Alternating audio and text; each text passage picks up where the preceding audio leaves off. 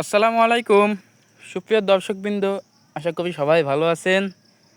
তো আপনাদেরকে ভিডিওগুলি আগেও দেখাইছিলাম, কিন্তু আজকে দেখাচ্ছিলাম যে আমি পানি দিচ্ছিলাম সেইগুলো আর কি দেখাচ্ছিলাম যে আপনারা কীভাবে আর কি ডাটা লাগাবেন।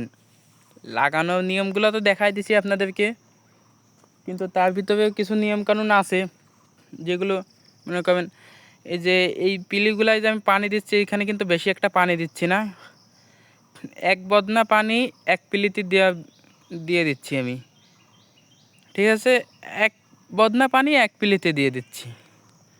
মানে এক পিলি বলতে একটা যে পিলির ভিতরে যে 3টা লাইন, ওই এক লাইনে দিচ্ছি। মানে মোটামুটি 2 বদনা পানি আবার একটা পিলি 3টা লাইনে হয়ে যাচ্ছে। আমি সেরকমভাবেই দিচ্ছি, কারণ এগুলো হচ্ছে গতকালকে বিকালে লাগানো হয়েছে, এবং যেদিন বিকালে লাগানো হয়েছে তার পরের দিন সকালবেলা আমি এখানে পানি দিচ্ছিলাম।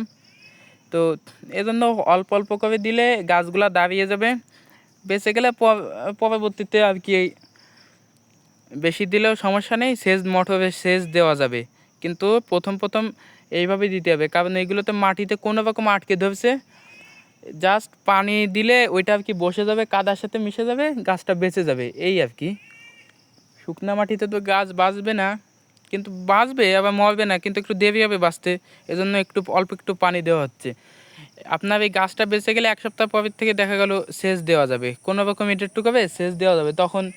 তখন আর এরকমভাবে দেওয়া লাগবে না, ওই সেচ দিলেই আপনার ইনশাল্লাহ বাড়তে থাকবে। আপনাদের যে ডাটাগুলো দেখাইছিলাম বড় বড় সাইজ আছে, 1 হাত সাইজ হয়ে গেছে, ওইগুলো মনে করেন আর 2 সপ্তাহ পরে থেকেই তোলা, 2 সপ্তাহ কি 3 সপ্তাহ পরে থেকে ওইগুলো তোলা শুরু হবে। মোট এখন এই পুরো ক্ষেতে, আপনাদের তো পুরো ক্ষেতটা দেখানো হয়নি, এই যে ওই সাইডটা হচ্ছে সবুজ সবুজ, ওই সাইডটা আপনাদেরকে দেখাচ্ছি পুঁই শাক। তো মোট যত ডাটা আছে সব তো একভাবে উঠবে না, আস্তে আস্তে উঠবে। এগুলো ছোটো, মোট ডাটা প্রায় 200 কেজির উপরে ডাটা উঠবে ইনশাল্লাহ। নানু বললো যে মোট 200 কেজির উপরে ডাটা উঠবে, মানে প্রচুর পরিমাণে ডাটা হচ্ছে এবং কম সময়ের ভিতরে হয়ে যাচ্ছে। কারণ নানু ওষুধও ব্যবহার করে, সারও দিচ্ছে, যার কারণে একটু বেশি ফলন হচ্ছে, একটু তাড়াতাড়িই হচ্ছে।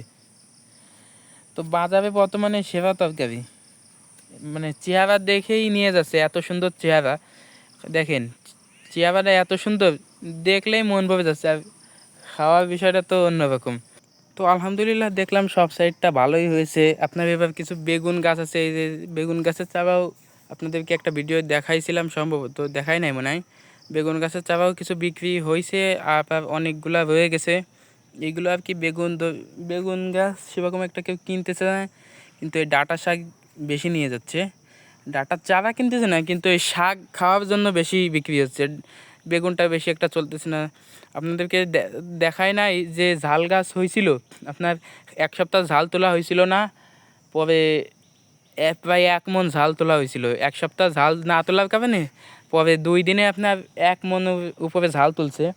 তা নানু বোকামি করে এই ঝাল গাছগুলো তুলে দিছিল। বোকামি মানে কি, ঝাল তোলার লোক নাই, আর ঝাল তুলতে তো অনেক সময় লাগে, তোলার লোক নাই, যার কারণে জাল গাছটা তুলে দিচ্ছে। তো আজকের ভিডিওটা এই পর্যন্তই। আশা করি সবাই ভালো থাকবেন, সুস্থ থাকবেন। আসসালামু আলাইকুম ওয়া রাহমাতুল্লাহ।